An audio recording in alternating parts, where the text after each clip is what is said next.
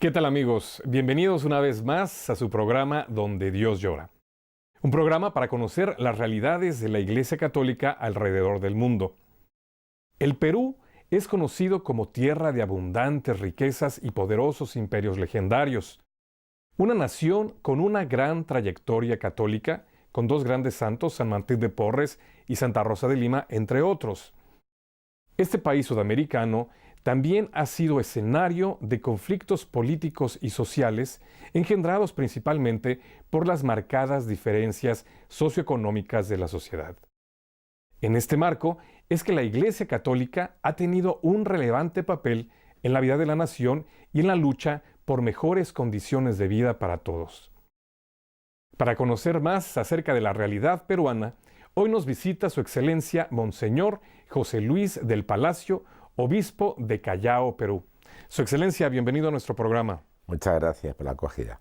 Su Excelencia, pues usted tiene un privilegio muy particular. Vamos a comenzar con su trayectoria como sacerdote. Y fue ordenado ni más ni menos que por su santidad Juan Pablo II. Cuéntenos brevemente este episodio tan importante de su vida. Bueno, para mí ha sido una gracia conocer al Papa Juan Pablo II. Yo he ido como laico a trabajar al Perú. Yo he estudiado sociología y psicología en la Universidad Complutense de Madrid y perdí la fe y me encontré con Jesucristo después de muchas experiencias, porque también he estado en mayo del 68 revolucionando, porque estaba revolucionado yo interiormente, no tenía sentido mi vida. Entonces, al encontrarme con Jesucristo a través de la predicación, a mí me predicó el Evangelio 3 laicos, Kiko Argüello, Carmen Hernández, y me mandaron, después de la experiencia de Dios que tuve en mi vida, me mandaron a predicar este Evangelio que había dado sentido a mi vida por España y después a Perú, en el año 76.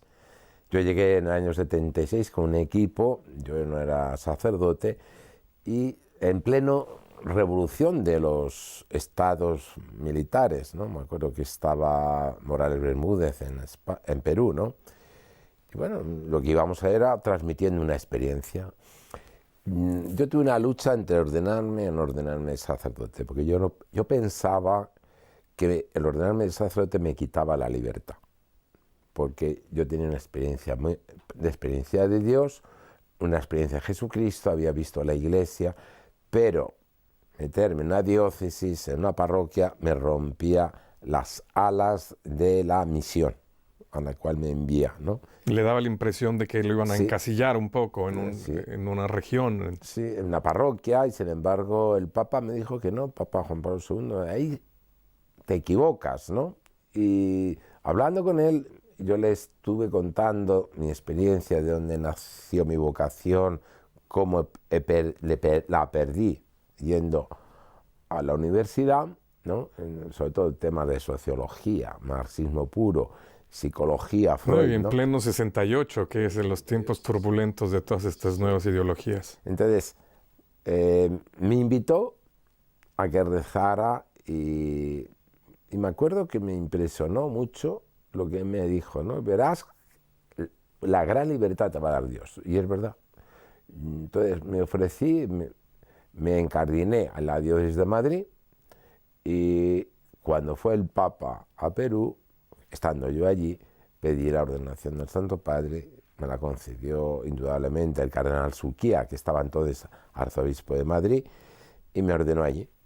Y después, fruto de esa ordenación, empecé a pedir sacerdotes, ¿no? Y surgieron muchos jóvenes que hoy en la diócesis del Callao son 140 sacerdotes ordenados en una misión que tiene la diócesis de anunciar el Evangelio por todo el mundo. Ahora, ya son pues 30 y tantos años los que lleva usted ahí en el Perú. 37, sí. ¿Cómo describe usted esa experiencia, usted en el Perú como un sacerdote? Pues para mí ha sido impresionante, porque puedo decir, como dice Jesucristo, ¿no? Los ciegos ven, los cojos andan, los leprosos quedan limpios, y a los pobres se les anuncia el Evangelio, ¿no? Eso es lo que yo puedo decir. He visto gente que no veía que Dios lo amaba, que no escuchaba a Dios, y que no experimentaba el poder de Jesucristo sobre su corazón que no puede amar. Y esto es lo que ofrece la Iglesia. Ofrece la Iglesia el anuncio de Jesucristo, que tiene poder para que los que no pueden amar o están esclavos de la droga, del alcohol, del sexo. Yo he visto tantos terroristas que se han convertido al Evangelio, ¿no? Me acuerdo en toda época del Sendero Luminoso, ¿no? Y gente que había matado, ¿no? Realmente, y ahora que estoy en la cárcel, en Sarita Colonia, en Callao. Tiene un ministerio muy importante con los presos usted. Pero a ver, aquí vamos a brincar de tantos temas porque ha tenido, pues de verdad, como una bendición de Dios, una vida tan abundante, Su Excelencia. Pero usted está constantemente hablando de amor, amor, amor. Y quiero que nos comparta precisamente su lema episcopal, que es una frase muy hermosa de San Agustín. Así es. Yo he resumido en esta frase episcopal mi vida. Es decir, yo estaba antes alejado de la Iglesia. ¿Y qué es lo que ha hecho la Iglesia? ¿Qué ha ofrecido la Iglesia? El amor. Yo no sabía lo que era amar. Y eso que he trabajado en la construcción con pico y pala y dormí en el suelo de 7 de la mañana a 7 de la noche. Y he trabajado en una discoteca también, en otra época. Estoy hablando antes de convertirme a Jesucristo. Entonces, ¿qué es lo que me ofreció la Iglesia? Ama y haz lo que quieras. Eso es el lema episcopal que he puesto porque resume mi vida. Me ha enseñado la Iglesia a amar. Me ha ofrecido la fuerza del Espíritu Santo para amar. Y lo he visto en una comunidad, en mi parroquia, la parroquia La Paloma de Madrid, donde he visto jóvenes matrimonios de distintas clases sociales que se ha logrado el amor. Y se ha logrado ser uno. Y eso es un signo que sin la fe el hombre alejado viene. Por eso si van ustedes a la parroquia La Paloma de Madrid, verán miles de personas que se han encontrado con una persona que se llama Jesucristo, que les ha cambiado su vida. Por ejemplo, en la primera comunidad de La Paloma éramos 13 sacerdotes. De cuando sale de ese barrio 13 sacerdotes de una comunidad, ¿no? Eso es fruto del Espíritu Santo. Tocó Dios nuestro corazón y yo he terminado en Perú, otros han estado en otros países, ¿no? En Japón, en tantos países de América Latina, en Brasil, ¿no? O en España, ¿no? Es fruto del anuncio de Jesucristo. Y no estoy hablando solamente de curas, estoy hablando de matrimonios, chicas jóvenes que se han entregado al Señor porque se han encontrado con Él. Es de llamar la atención, Su Excelencia, lo pujante que es la labor pastoral ahí en su diócesis. Evidentemente, pues es fruto del Espíritu Santo, como menciona ahora el ejemplo de esta parroquia La Paloma en Madrid. Pero pues también en su diócesis, ahora sí podemos decir que el Espíritu Santo está soplando. Hay mucha actividad, tiene muchos ministerios, tiene misioneros laicos, tiene una pastoral juvenil bastante activa. Las vocaciones también son abundantes y tiene en particular pues yo creo que una bendición muy especial, que son estos dos monasterios contemplativos en esa área. ¿Cómo podría usted describirme, si es que fuera posible, la receta para lograr una diócesis tan vibrante? A mí me ayudó mucho 4 horas de oración en marzo del 76 que llegué yo a Perú. 4 horas de oración por la mañana, se podía soportar los sufrimientos, las persecuciones, los insultos que te hacían, ¿no? Porque estábamos hablando en una época también neomarxista. Y entonces, ¿yo qué puedo decir de la diócesis? Yo veo que los cimientos de la nueva evangelización que está hablando los papas en los conventos de clausura. Por ejemplo, este convento de clausura que yo he potenciado y lo he llevado al Perú, monasterio cisterciense, pues es impresionante, están 50 y tantas jóvenes. Impresionante. En un convento.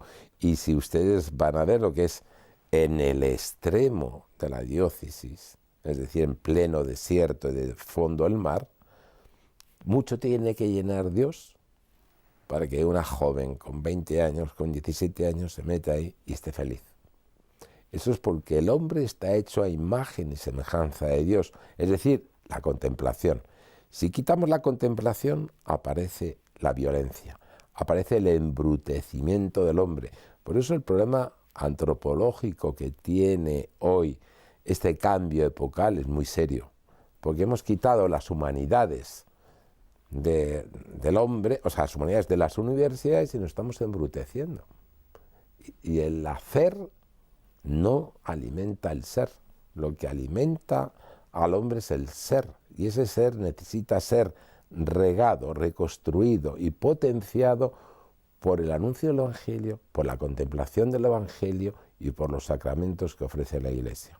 Otra pregunta que le quería hacer era en referencia a cómo pudo usted navegar pues esos mares un poco turbulentos con la teología de la liberación en los 70s, en los 80s, particularmente ahí en el Perú, con el teólogo Gustavo Gutiérrez y después Leonardo Boff en Brasil, todos ellos, que obedecen de verdad a un clamor del corazón y de las injusticias que uno contempla. Pero sin embargo, usted supo llevar ese equilibrio porque tiene un compromiso total y absoluto con el servicio a su prójimo. Sin embargo, no cayó en unos excesos ideológicos que se pudieron haber dado en ese momento. ¿Por qué? Bueno, yo la teología de la liberación la he estudiado. Ha sido profesor mío Yacuría, ¿no? En la Universidad Pontificia de Comillas. Hemos tenido el mismo maestro, Zubiri, ¿no? A mí me dio clase de Zubiri en filosofía, ¿no? Luego yo estaba buscando el sentido a mi vida. Yo veía las injusticias sociales que yo vivía en España, porque he trabajado en la construcción, y máximo cuando voy a Perú, la cantidad de injusticias que yo he visto, ¿no? O sea, la teología de la liberación hay que entenderla. Hay que entenderla porque en esa época no había sindicatos, en Perú, en Lima, ni en Perú no había sindicatos. Realmente lo que yo sí quiero expresar, surge toda esta teología frente al escándalo de la pobreza, por un lado. Por otro lado,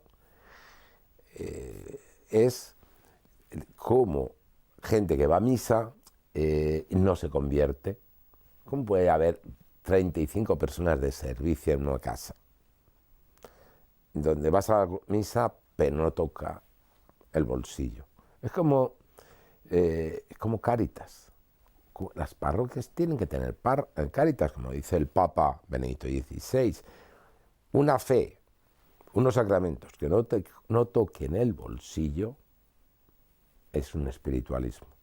O sea, yo quiero decir unas claves que vienen muy bien explicadas en las exhortaciones que dice el Papa, lo que dice Ratzinger, después Benedicto XVI, ¿no? Está muy claro, o sea, Dios viene a liberar al hombre de la esclavitud, de la avaricia, del dinero, del pecado, de los 7 pecados capitales que están en el hombre, y le da la posibilidad de nacer de lo alto, es decir, poder vivir el sermón de la montaña, es decir, poder amar a tu enemigo, amar al que te destruye. Eso lo hace solamente lo hacen los cristianos. Esa es la liberación que trae Jesucristo, el poder vivir en una comunión por encima del dinero, por encima de las clases sociales, por encima de la cultura o de lo que tú haces, jóvenes, las barreras que hoy todos tenemos, jóvenes, matrimonios y mayores. Eso solamente lo puede hacer la Iglesia Católica, porque la Iglesia es una comunión. Entonces, a mí me ha ayudado ver la fe sobre la tierra. He vivido mi vida en pueblos jóvenes, he vivido en la selva, he vivido en los Andes. Y yo he visto que anunciando el Evangelio, el hombre se le catapulta hacia la escatología, es decir, al reino de los cielos. El reino de los cielos comienza ya. Entonces, tengas plata, no tengas plata, porque el punto no es la plata, el punto es la esclavitud que tenemos en el corazón. Es verdad que cuando tú a un hombre te anuncia a Jesucristo, te toca el corazón, ¿cómo no vas a dar todo? No solamente das el dinero, das tu vida, que es lo que ha hecho Jesucristo ofreciendo su vida en la cruz, liberándonos de lo más profundo de la esclavitud que tiene el hombre, que es el pecado. Algo que es notorio en las iniciativas que se están llevando en su diócesis, Monseñor, es esta ayuda a los necesitados. Por ejemplo, la campaña que tiene de un techo, un hogar. Pero es muy interesante que tiene dos frases. Un techo, es decir, está usted atendiendo a las necesidades físicas, materiales de estas personas, pero después añade un hogar, es decir, usted busca que en ese techo, por muy sencillo que sea, haya una familia, una iglesia doméstica, como nos lo ha llamado el Santo Padre. Es decir, no nada más es atender el hambre y las necesidades de mi hermano, sino también ayudarlo a encontrar su vocación de bautizado. Así es. Yo me ha impresionado ver los pueblos jóvenes de Callao, de mi diócesis, donde veía barracas destrozadas, donde estaban hechas con paja. Entonces yo lo primero que hice en la diócesis fue un programa con la región y fue a ofrecer 100 casas, 100 hogares. Me di cuenta que no he podido hacerlo muy grande, pero viven 8 personas. Pero más vale tener un techo y tener un piso como se puede y renovarlo, porque es muy importante a la gente anunciarle a Dios. Yo he ofrecido eso, lo he hecho en una campaña de 300.000 soles, $100.000, pero lo más importante que he hecho no ha sido eso, sino anunciar, darle la gasolina para que cambie su casa. ¿Y cómo se cambia la casa? Cambiando en el corazón. A todas las he anunciado a Jesucristo y he ido con los seminaristas a anunciarles a Jesucristo. Y les he dejado un icono de la Virgen María, la humilde de Nazaret, ¿no? Donde dice, hay que vivir en el cristianismo en humildad, sencillez y alabanza, donde Cristo es el otro. Es decir, pequeñas comunidades donde se dé el amor y la unidad. Y estaban los matrimonios, los convivientes, estaban allí impresionados y les he ligado a la parroquia y les he ofrecido también una seguridad social que da el Estado y les he llevado al colegio. O sea, les he intentado sacar de la promiscuidad ofreciéndole el desarrollo. Pero vuelvo a decir que el desarrollo no está en lo externo, pues como se está viviendo en Europa. Se vive desarrollado y son los índices mayores de suicidio, porque no hay sentido en la vida. El desarrollo está en Jesucristo. Si experimentamos a una persona que se llama Jesús de Nazaret, este Jesús de Nazaret te lleva a hacer obras superiores a tus propias fuerzas, como es yo salir de Europa, salir de España e irme a Perú. Si no me toca a mi Dios, ¿no? Si no estaría haciendo, pues como mi padre hizo unas fábricas de embutido y estaría vendiendo jamones, ¿no? Que es lo que hacía mi padre, ¿no? Por decir, pues a él le gustaba eso y me encantó, pero yo vi otra vocación mucho más grande que es Jesucristo. Hablando de vocaciones, es impresionante el número de vocaciones que tienen Su Excelencia. ¿Cuál es el secreto? Bueno, primero yo quiero decir que las vocaciones las elige Dios, ¿no? Yo lo primero que he hecho cuando he venido a la diócesis ha sido ir a los conventos y pedir obreros a la mies, pero pedíselo al Espíritu Santo. Y luego se me ocurrió que durante toda la semana que tienen clase los seminaristas, el viernes tener clase de 7 a 9 y a las 10 empezar ya, estar ya en misión por los colegios estatales. Van de 2 en 2 los seminaristas anunciando a Dios, anunciando a Jesucristo y cómo se han encontrado con Él y qué les ha cambiado en su vida. Y van por las aulas. Tengo 2 sacerdotes con 2 diáconos, o sea, 2 equipos de 2 personas que están haciendo este trabajo anunciando el Evangelio. Pues claro, han recorrido más de 75 colegios estatales y 35 colegios parroquiales. Les han anunciado a Dios y muchos han ido a la parroquia, otros han sentido la llamada de Dios a ser sacerdotes, otras a ser religiosas, otras a dejar el pecado y encontrarse con el Señor, dejar la droga, dejar el alcohol, dejar los preservativos.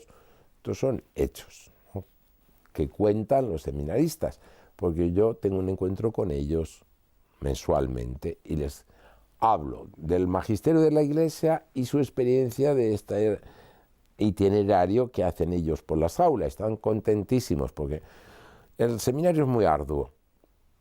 Empiezan a estudiar a veces filosofía y teología que no entienden. ¿Cómo la entienden? Predicándola. Claro.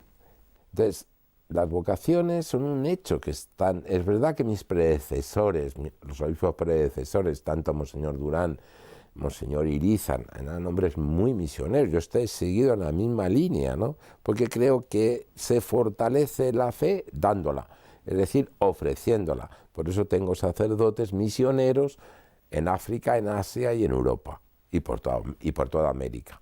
Entonces, eso es fruto de la nueva evangelización que dice el Papa. Por eso hoy que los papas estén hablando a los movimientos y nuevas comunidades, y en el fondo lo que están haciendo es vivir el Evangelio, que es proponer el Evangelio al hombre de hoy. Y esta es el hambre, la sed y la ceguera que cura Jesucristo. Y que el Espíritu Santo está vivo. Yo veo, por ejemplo, en mi diócesis, que hay matrimonios misioneros que han dejado su casa, su tierra, su comodidad, sus carreras, para meterse en un pueblo joven y vivir el Evangelio con su familia. Eso es algo inmenso. La Tercera Guerra Mundial empezó hace mucho tiempo, es destruyendo a la familia. Hemos destruido la familia y hemos destruido el ser antropológico del hombre. Por eso los jóvenes no saben a dónde van.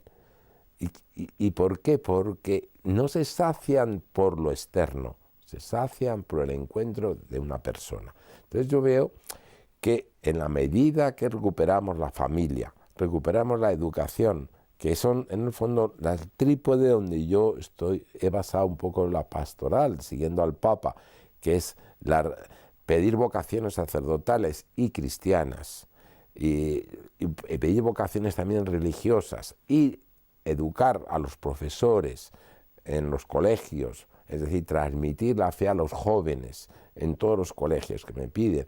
Y la línea, el tercer patita de este trípode sería Cáritas, o sea, es decir, el anuncio del Evangelio, vivir los sacramentos, nos lleva a compartir nuestros bienes, ¿no? Que es lo que dice el Papa Benedicto XVI con el motu propio que hizo de recuperar las cáritas parroquiales. En las cáritas parroquiales en mi diócesis había en 5 o 6 parroquias y ahora están en casi todas, en 54 de 55 parroquias que hay en la diócesis del Callao, que tenemos 1.300.000 habitantes. O sea, yo veo, pues es un pueblo joven, pueblo que está entusiasta, que vive, por ejemplo, ahora hemos tenido una semana litúrgica en la diócesis del Callao, donde pues han venido 2.300 jóvenes a oír, a hablar de la Eucaristía. ¿Qué es la misa? El misterio pascual, ¿no? Y no hemos empezado por grandes conceptos, hemos empezado rezando y recuperando la liturgia de las horas, porque es lo que rezaba Jesús. Y después un profesor pues ha explicado lo que es la misa, que más que explicarlo ha sido una catequesis, ha sido resonar el misterio pascual en nuestra vida, ¿no? Y la gente estaba contenta, muy contenta. Me acuerdo después de cada exposición había preguntas, y me acuerdo de una señora que levantó y dice: mire usted, yo no voy a preguntar nada. Yo solamente le voy a decir una cosa: le agradezco esto que he escuchado. Yo no sabía lo que era la misa. Entonces, hoy, ¿y por qué hice yo esta semana litúrgica? Porque me lo pidieron los jóvenes. Monseñor, nos aburrimos en misa, y digo yo muchas veces. Entonces me surgió pedir en Roma un gran profesor que ha hecho la tesis doctoral en Ratzinger, ¿no? La liturgia en Ratzinger, el padre Ricardo Reyes, que ha hecho la tesis doctoral, y le invité y pedí permiso al cardenal Balini, de quien depende, vino a dar unas experiencias estupendas, ¿no? Y pronto pues he hecho también el año pasado un congreso sobre fe y nueva evangelización. No sabía cuántos iban a venir, pero vinieron 5.000 personas a este congreso, invité a matrimonios, invité al cardenal Cañizares, invité al arzobispo de Arequipa, o sea, he ido invitando a todas las personas de un pueblo de Dios que den su experiencia de la fe y de la nueva evangelización, ¿no? Por ejemplo, ahora, siguiendo al Papa, pues han venido estos 400 jóvenes a Río de Janeiro. Después he hecho una reunión con todos los jóvenes del Callao, que han ido el día de Santa Rosa, precisamente, ¿no? Han ido 5.000.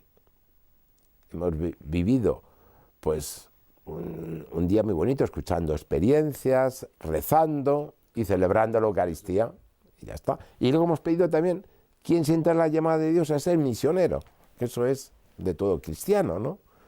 Pero también de una forma particular, quien siente de Dios hacerse sacerdote o entrar en un convento de clausura, ¿no? O sea, yo veo que los jóvenes tienen hambre de lo que hemos tenido hambre todos, de lo auténtico, de lo verdadero y de lo sincero. Y si se presenta la Iglesia lo que es, ahí lo encuentran. Ahí lo encuentran. Su Excelencia, pues qué ganas de poder seguir conversando con usted, porque sí entusiasma conocer estas realidades tan pujantes de la Iglesia en Latinoamérica y en el mundo. Muchas gracias por habernos acompañado este tiempo, Su Excelencia, y ojalá que haya oportunidad de que nos vuelva a visitar. Pues muchas gracias a ustedes por darme la oportunidad de decir humildemente lo que estoy haciendo. Recen por mí para que pueda ser fiel al Papa, siguiendo las huellas de Juan Pablo II, que me ordenó de presbítero, de Benedicto XVI, que me nombró obispo, y de Papa Francisco, que hemos visto con qué fuerza se está acercando al pueblo y podamos seguir humildemente también sus huellas. Muchas gracias. Gracias. Y gracias a ustedes también, amigos, por habernos acompañado en un programa más de Donde Dios Llora.